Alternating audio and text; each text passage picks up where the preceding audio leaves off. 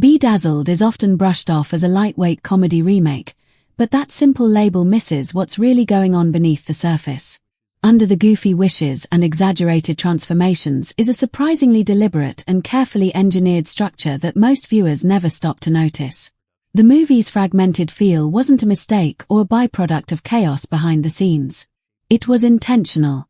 This video digs into the strange production decisions, creative compromises, and hidden details that shaped the final film. What initially looks like straightforward slapstick starts to reveal a surprising amount of intention once you look closer. And all of it traces back to an early version of the movie that almost looked nothing like the one that eventually reached theaters. To start with, this remake nearly took a much darker path. During early development, the film leaned into a sharper, more satirical tone. The writers originally stayed closer to the cynical edge of the 1967 Bedazzled, starring Peter Cook and Dudley Moore. That earlier film didn't shy away from uncomfortable truths about human desire and carried a heavier philosophical weight. The remake was heading in that same direction until studio executives stepped in.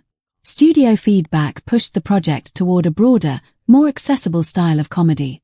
The concern was straightforward.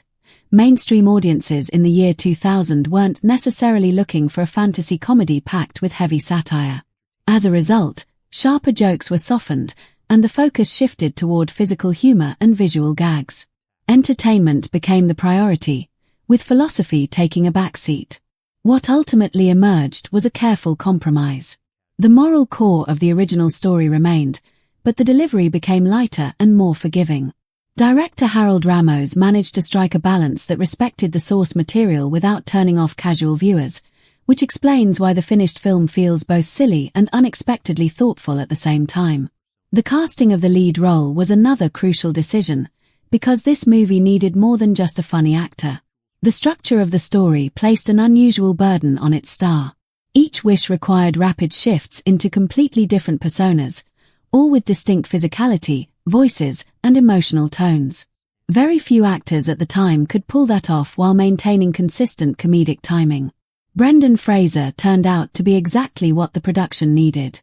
His experience in both broad comedy and more dramatic roles made him uniquely capable of handling the challenge. Every wish essentially forces him to reboot the movie, stepping into a new character, a new genre, and a new set of problems. The entire pacing of the film depends on how convincingly he can reset every 15 minutes. Building the movie around Fraser's versatility shaped nearly every creative choice. Scene length, tonal changes, and even editing rhythms were tailored to how he performed. Without an actor able to shoulder that workload, the fragmented structure would have completely fallen apart. Fraser wasn't just the star of the movie.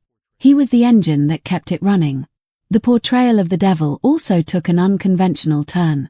Traditionally, the devil on screen is defined by menace, intimidation, and outright fear. Audiences expect fire, threats, and an overwhelming sense of danger. This film went in the opposite direction, reimagining the character as playful, confident, and even likable. That single choice dramatically reshaped how the story functions. Elizabeth Hurley's devil relies on charm and seduction rather than fear. She never needs to threaten Elliot because she's always outthinking him. The power dynamic shifts away from terror and toward manipulation, with charm doing the work that menace usually handles. Every interaction becomes a game she's already won. This decision defines the movie's overall tone. Instead of a horror-tinged cautionary tale, the film becomes a comedy about being constantly outmaneuvered by someone who's always 3 steps ahead. Her confidence makes the character entertaining rather than frightening, which keeps the mood light even as Elliot's wishes unravel. That subtle shift is what separates this version from most other Faustian stories seen on screen. Another key element is how each wish effectively turns into a different movie genre. Unlike most comedies that follow a single continuous narrative, Bedazzled resets itself with every wish. One segment plays like a sports drama, the next feels like a crime thriller, and another leans into historical epic territory. This variety wasn't random. It was carefully planned. These sharp tonal shifts serve a practical purpose beyond novelty. By constantly changing genres, the film avoids the repetition that could easily sink a premise built around repeated failure. Each wish introduces a new visual style, fresh comedic angles, and different emotional stakes. That unpredictability keeps audiences engaged because they never quite know what kind of movie they're about to watch next. It also gave the filmmakers a chance to parody multiple genres without fully committing to any single one. Sports clichés, romance tropes, and action conventions all get skewered in compact bursts. This approach transforms what could have been a one-joke concept into something with real variety, making the runtime feel shorter than it actually is. The wishes themselves were never meant to operate on strict logic. Viewers often ask why Elliot doesn't simply word his wishes more carefully. On paper, the contracts seem clear enough, and a more calculated protagonist might try to exploit loopholes. But that's not the story the film wants to tell. The wishes were never designed to follow consistent or exploitable rules. Each one reflects an emotional impulse rather than rational planning. Elliot doesn't fail because he phrases things poorly. He fails because his desires are rooted in insecurity and fantasy. Wanting wealth, power, or admiration doesn't address the real issues in his life. The devil doesn't even need to cheat, because Elliot's thinking is already flawed from the beginning. This design reinforces the movie's deeper point about shortcuts. No amount of clever wording would fix Elliot's problems, because the real issue isn't the contract, it's him. The chaos that follows each wish exists to expose self-deception, not legal loopholes. Seen this way, the repeated failures feel intentional rather than lazy, turning what might look like formula into something more pointed. Finally, the constant transformations took a real physical toll. Physical comedy might look effortless on screen, but behind the scenes it rarely is.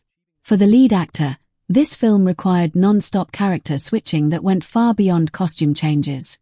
Each wish meant a full physical reset, with new posture, movement, energy, and often hours spent in the makeup chair before filming could even begin.